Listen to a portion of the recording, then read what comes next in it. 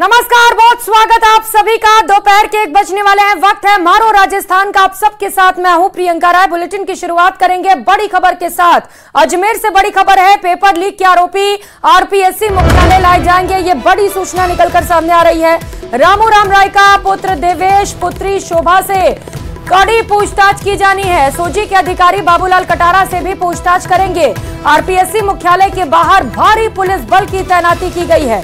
इस मामले में पूछताछ के बाद अन्य गिरफ्तारियां होने की भी संभावना बनी हुई है, क्योंकि पूछताछ में कहा जा रहा है कि खुलासे भी हो रहे हैं और ऐसे में माना यह जा रहा है कि इस पूछताछ के बाद कई और लोगों को गिरफ्तार किया जा सकता है। एसओजी की ओर से लगातार पेपर लीक को लेकर कड़ी से कड़ी जोड़ते हुए अब तक कई लोगों की गिरफ्तारी की जा चुकी है। जहां एक और कई ट्रेनी एसआई को गिरफ्तार किया गया है, तो वहीं 2 आरपीएससी के पूर्व सदस्यों की भी गिरफ्तारी हुई है। सहयोगी अशोक भाटी ज्यादा अपडेट के साथ जुड़ चुके हैं। अशोक, क्या सूचना, पूछताछ कब से शुरू की जाएगी? तो अशोक भाटी हमारे साथ जुड़ेंगे तो ज्यादा अपडेट देंगे कि कब से ये पूछताछ शुरू होगी, क्योंकि पेपर लीक मामले को लेकर ये बेहद अहम कड़ी है और इन सभी से पूछताछ में कई खुलासे भी हो रहे हैं। कौन कौन लोग इसके बाद गिरफ्तार किए जाते हैं, ये देखना बड़ा ही महत्वपूर्ण होगा। सीधी तस्वीरें अजमेर से आपके टीवी स्क्रीन पर, और कुछ ही समय में पूछताछ की शुरुआत होगी। पेपर लीक के आरोपियों को मुख्यालय पर लाया जाएगा।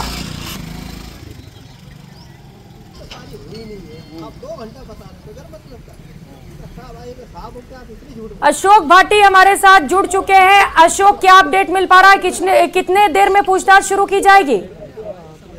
जी बिल्कुल, एसओजी की टीम जो है आरपीएससी कार्यालय लेकर पहुंची है। यहाँ पर बाबूलाल कटारा को अभी तस्वीरों में देखा गया है, लेकिन के साथ और कौन कौन शामिल है ये अभी, क्योंकि सीधे जो है अंदर उनको ले जाया गया एसओजी की ओर से, और अब उनसे जो है अंदर ले जाकर पूछताछ की जानी है। जानकारी के हिसाब से इसमें रामू राय का और उनके 2 जो बेटे बेटी हैं उनको भी यहाँ लाना था, लेकिन अभी तीनों को लाया गया है नहीं लाया गया है यह स्पष्ट नहीं है। लेकिन बाबूलाल कटारा जो है उनको यहाँ पर तस्वीरों में देखा गया, और अब जो है उनको अंदर ले जाया जा रहा है। जहाँ उनका चैम्बर था वहां ले जाया जाएगा, और जो पेपर जब बना था उस समय कौन कौन अधिकारी कर्मचारी शामिल थे उसे लेकर भी इनसे पूछताछ की जानी है। इसीलिए आज इनको जो है आरपीएससी कार्यालय लाया गया है। कौन कौन इसमें शामिल था, कौन कौन नहीं था, तो एसओजी की अधिकारियों की ओर से इस मामले में गहनता से पड़ताल की जानी है। आपको सीधे तस्वीरें हम दिखा रहे हैं, यहाँ पर जो एसओजी की टीम है वो उन्हें जो है आरपीएससी कार्यालय में ले जाते हुए दिखाई दे रही है। और इसमें आप क्योंकि सभी जो मीडिया कर्मी है उनको आरपीएससी के बाहर ही रोक दिया गया है। अब जो है उनसे किस तरह की पूछताछ होती है, क्या इनसे जानकारी ली जाती है, ये थोड़ी देर में स्पष्ट हो पाएगा जब एसओजी की टीम इनसे गहनता से पड़ताल करेगी। क्योंकि 2021 जो सब इंस्पेक्टर भर्ती है या फिर जो अन्य इनके कार्यकाल है 6 साल का, उस दौरान जो पेपर हुए हैं उन सभी विषयों को लेकर इनसे पूछताछ की जानी है। तो एक बड़ी खबर जो है अजमेर से निकल के आ रही है कि सीधा जो है एसओजी की टीम जो है आरपीएससी को लेकर आई है और उनसे पूछताछ जारी कर दी गई है। जी बिल्कुल अशोक, तो बड़ा अपडेट आप बता रहे हैं कि आरपीएससी के पूर्व सदस्य बाबूलाल कटारा को एसओजी मुख्यालय लाया गया है। हालांकि सूचना यह भी है कि पूर्व सदस्य रामू राम राय का, उनके बेटे और बेटी को भी मुख्यालय में लाया जाएगा, जहां पर एसओजी कड़ी पूछताछ करेगी। और कहा यह जा रहा है अशोक कि कई बड़े खुलासे हो सकते हैं इस पूछताछ में, और खुलासे हुए भी हैं और गिरफ्तारियां भी संभव है अभी।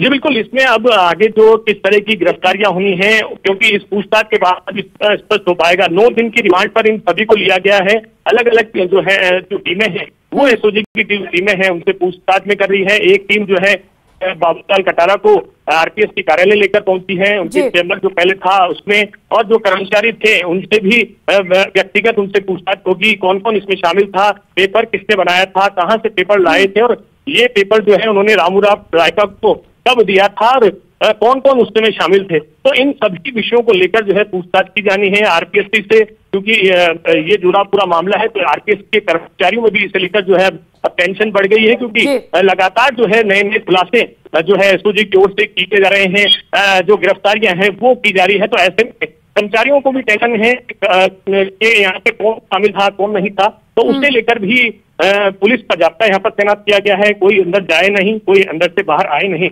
इसको लेकर भी अभी स्पष्ट जो है पुलिस जो है सिविल लाइन थाना पुलिस उसको लगा दिया गया है। ये पूरा जो है सुरक्षा के बीच यहाँ पर जो है पूछताछ की जाती है और किस तरह की पूछताछ, क्योंकि कई सवाल खड़े होते हैं। तो 2021 में सब इंस्पेक्टर भर्ती हो, आरएस का जो पेपर है वो भी उस समय हुआ था, जो प्राध्यापक शिक्षक भर्ती थी वो भी उस समय हुई थी। तो किस किस में क्या क्या लिप्तता थी, ये कोई पेपर केवल सब इंस्पेक्टर का ही बाहर आया था या और भी जो है पेपर किसी को पहुंचाया गया है, इन सभी विषयों को लेकर जो है एक बार फिर से पूछताछ होगी। बाबूलाल जो कटारा है उनको पहले भी जो है यहाँ पर लाया गया था और उनके निवास स्थान पर भी पूछताछ जो है एसओजी की ओर से की गई थी। और अब एक बार फिर जो मामले में रामूराम रायका का नाम आया है, तो एक बार फिर जो है बाबूलाल कटारा को यहाँ पर लाया गया है। अब रामूराम रायका को यहाँ पर लाया जाएगा, उनके 2 बच्चे हैं उनको भी हो सकता है यहाँ पर लाया जाए, और पेपर किस तरह से उनको मिला है, इन सभी विषयों को लेकर जो है चर्चा यहाँ पर की जानी है। जी बिल्कुल, ये पूछताछ बेहद महत्वपूर्ण है। हालांकि हम समझते हैं कि इन पूछताछ को एकदम कॉन्फिडेंशियल रखा जाता है, गुप्त रखा जाता है, इसे लेकर एसओजी कोई भी जानकारी नहीं देती है। लेकिन चूंकि इससे पहले पूछताछ की गई, अशोक कुछ अपडेट मिल पाया है क्या? पूछताछ में क्या कुछ खुलासे हुए हैं अब तक?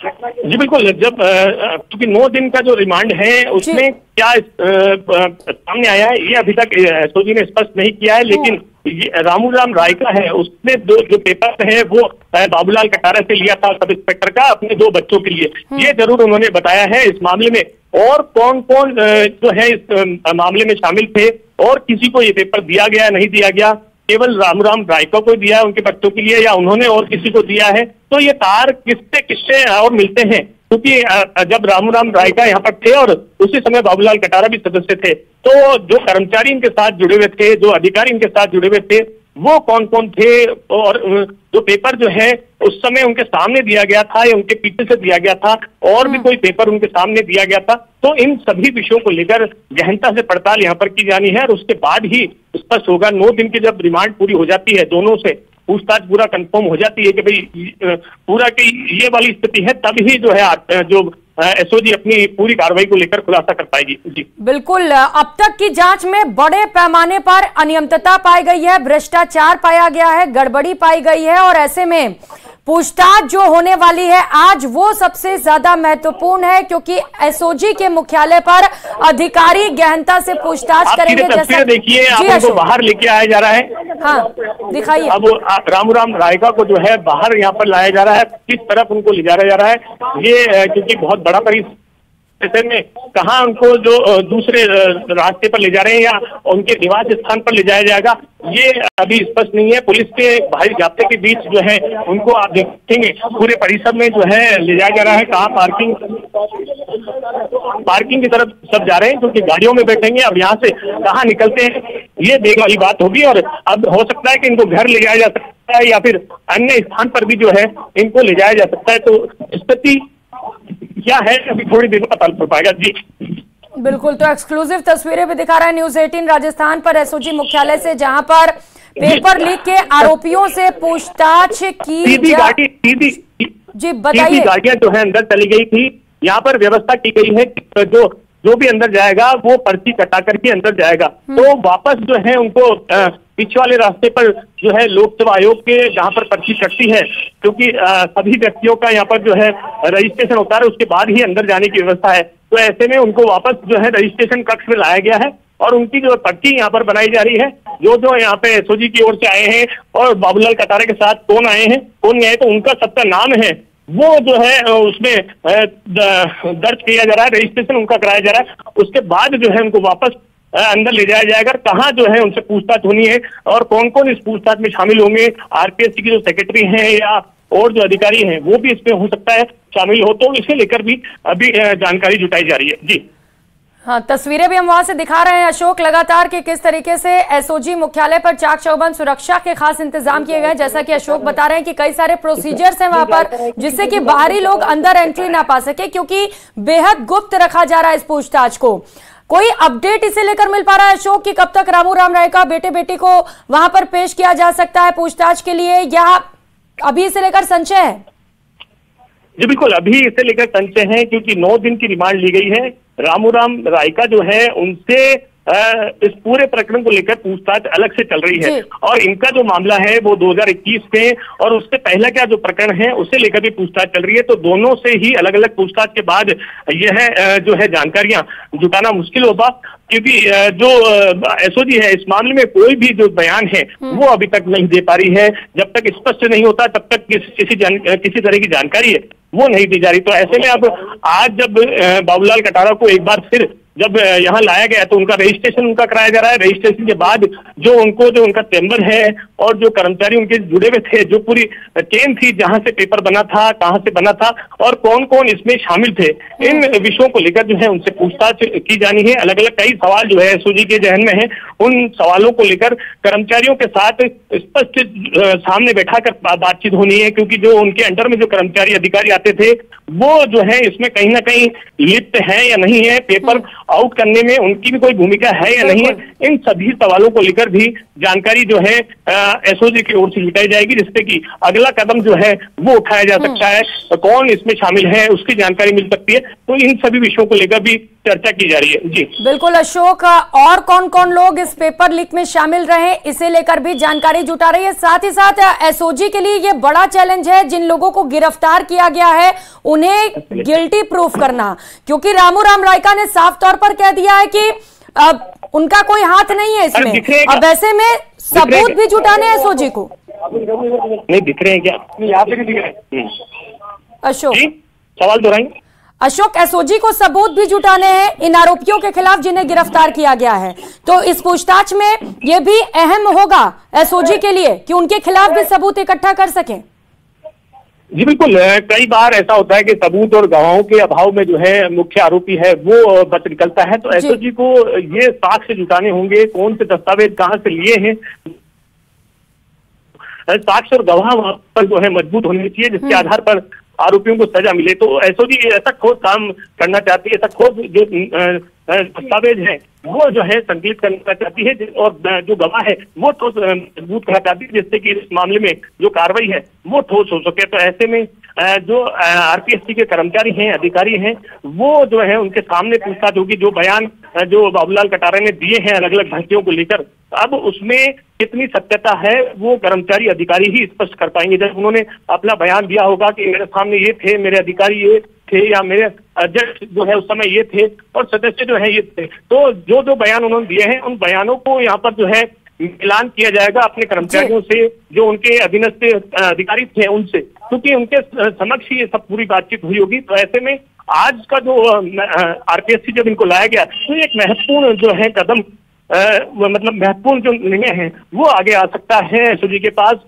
जो दस्तावेज हैं, जो बयान हैं, वो आगे जो है इसमें महत्वपूर्ण साबित हो सकते हैं। जी बिल्कुल, तो आरपीएससी मुख्यालय में आज महत्वपूर्ण दस्तावेज भी जांचे जा सकते हैं। एसओजी की टीम की ओर से अधिकारी वहां पर मौजूद रहेंगे और जैसा कि अपडेट दे रहे हैं कि बाबूलाल कटारा फिलहाल वहां पर मौजूद है, लेकिन रामू राम रायका, उनके बेटे और बेटी को भी पेश किया जा सकता है। इन सभी से पूछताछ की जा सकती है। आज की जो पूछताछ है वो बेहद महत्वपूर्ण मानी जा रही है, कई लिहाज से, न सिर्फ अन्य आरोपियों की गिरफ्तारी के लिहाज से बल्कि इस लिहाज से भी कि जिन लोगों को गिरफ्तार किया गया है उनके खिलाफ भी अहम सबूत जुटा सके एसओजी।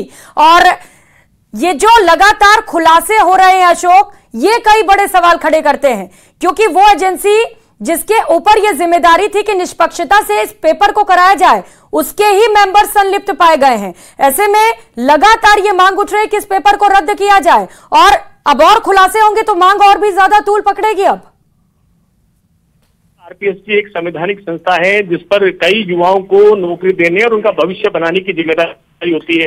अगर ऐसे संवैधानिक संस्था में इस तरह की जो घटनाएं हैं वो सामने आती है तो कहीं ना कहीं सवाल खड़े करती है। लगातार जो है इस तरह के पेपर लीक के सामने मामले जो हैं वो सामने आए हैं, जिससे इसकी छवि पर जो इसकी छवि है वो खराब हुई है। ऐसे में अब इसकी छवि को सुधारने के लिए किस तरह के ठोस कदम जो उठाए तो वो देखने वाली बात होगी। लगातार नवाचार जो है आरपीएससी की ओर से किए जा रहे हैं, इसको रिफॉर्म करने की बात भी जो है विपक्ष की ओर से की जा रही है और लगातार बिल्कुल। और एक्सक्लूसिव तस्वीरें दिखा रहे हैं हम अशोक दर्शकों को आरपीएससी मुख्यालय से, जहां पर इस वक्त ले जाया जा रहा है बाबूलाल कटारा को कड़ी सुरक्षा के बीच। भारी पुलिस का जाब्ता आप तस्वीरों में भी देख पा रहे हैं। यहां से कई अहम खुलासे होने की संभावनाएं जताई जा रही हैं, क्योंकि आरपीएससी में जो अहम दस्तावेज हैं उन्हें भी खंगाला जाएगा। अशोक, कंटिन्यू करिए अपनी बात। बिल्कुल, अब जो है रजिस्ट्रेशन उनका हो चुका है। जब आरपीएससी में एंट्री होती है तो सभी सदस्यों को रजिस्ट्रेशन कराना अनिवार्य होता है, जिससे कि वो अंदर प्रवेश करें। तो रजिस्ट्रेशन की प्रक्रिया पूर्ण हो गई है। अब जो बाबूलाल कटारा को अंदर ले जाया गया है, कौन से कमरे में उनको ले जाया जाएगा। हालांकि जो उनका कमरा था वो जो है सीज हुआ था, लेकिन उसके बाद अब उसकी स्थिति क्या है, क्योंकि नए सदस्य भी आ गए हैं और उनके जो अधीनस्थ कर्मचारी अधिकारी थे वो अभी मौजूद हैं या नहीं है, ये भी जो है अंदर पूछताछ में ही पता चल पाएगा। अब जो है, क्योंकि संवैधानिक संस्था की बात चल रही थी, ये संवैधानिक संस्था है, लगातार पेपर लीक की घटनाएं जो है वो सामने आ रही थी, जिसके कारण यहाँ की छवि भी खराब हुई। जो वर्तमान सरकार है बीजेपी की, उसने कई कटाक्ष किए थे और उसके बाद अब सत्ता में आने के बाद कई परिवर्तन भी किए गए। इसका हालांकि कई नवाचार भी किए गए, पेपर लीक ना हो उससे लेकर भी कई ठोस कदम उठाए गए। लेकिन अब जो पुराने पेपर हैं, जैसे एसआई भर्ती होगी या जो दूसरे प्राध्यापक भर्ती होगी, ऐसे कई पेपर लीक हुए थे। उसके बाद जो है अब इसमें क्योंकि एसआई भर्ती को लेकर लगातार गिरफ्तारियां सामने आ रही है और जो सब इंस्पेक्टर बन चुके हैं उनकी भी जो गिरफ्तारियां अब तक हो रही है, अब इसमें कौन कौन और शामिल है और जी बिल्कुल कौन कौन और लोग शामिल हैं इसे लेकर ही पूछताछ की जाएगी। आज जो अधिकारी हैं वो जैसा कि बता रहे हैं अशोक के अंदर पहुंच चुके हैं। बाबूलाल कटारा का रजिस्ट्रेशन कराकर उन्हें अंदर ले जाया गया है, जहां पर अब उनसे पूछताछ की जाएगी। कई अहम खुलासे हो सकते हैं इस पूछताछ में, इसीलिए इस पूछताछ को बेहद महत्वपूर्ण माना जा रहा है। लगातार न्यूज 18 राजस्थान पर अपडेट भी पहुंचा रहे हैं। अशोक लगातार उस जगह पर मौजूद है आरपीएससी मुख्यालय पर जहां पर यह पूछताछ की जा रही है। अभी क्या वहां पर माहौल देख पा रहे हैं, क्या लग रहा है कितने देर में पूछताछ की प्रक्रिया शुरू हो सकती है अशोक? 5 से 7 मिनट में ही जो है पूछताछ की प्रक्रिया यहाँ पर शुरू होने की बात कही जा रही है। लेकिन अब क्योंकि जो उनके अधीनस्थ कर्मचारी थे और जो अधिकारी थे वो उनको जो तो वो कितने वहां पर मौजूद है या नहीं है, इन सभी विषयों को लेकर भी पूछताछ जो है वो की जानी है।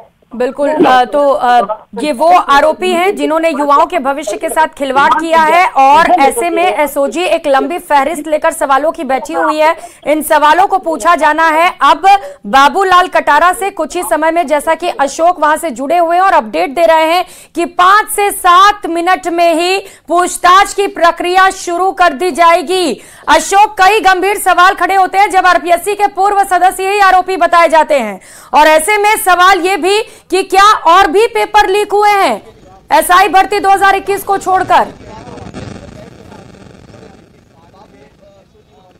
आवाज नहीं मिल पा रही है, आवाज नहीं आ रही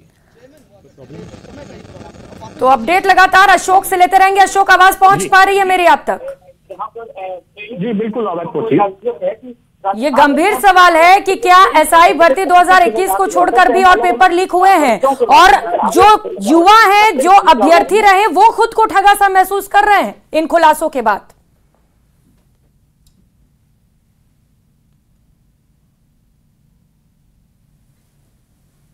सुन पा रहे हैं अशोक? तो अपडेट लेते रहेंगे अशोक से, जो इस वक्त आरपीएससी मुख्यालय पर ही मौजूद है, जहां पर बाबूलाल कटारा को ले जाया गया है, जहां पर बाबूलाल कटारा से कुछ ही समय में पूछताछ की जाएगी। आप नजर बनाए रखिएगा अशोक, बेहद महत्वपूर्ण ये पूछताछ। बहुत शुक्रिया फिलहाल आपका।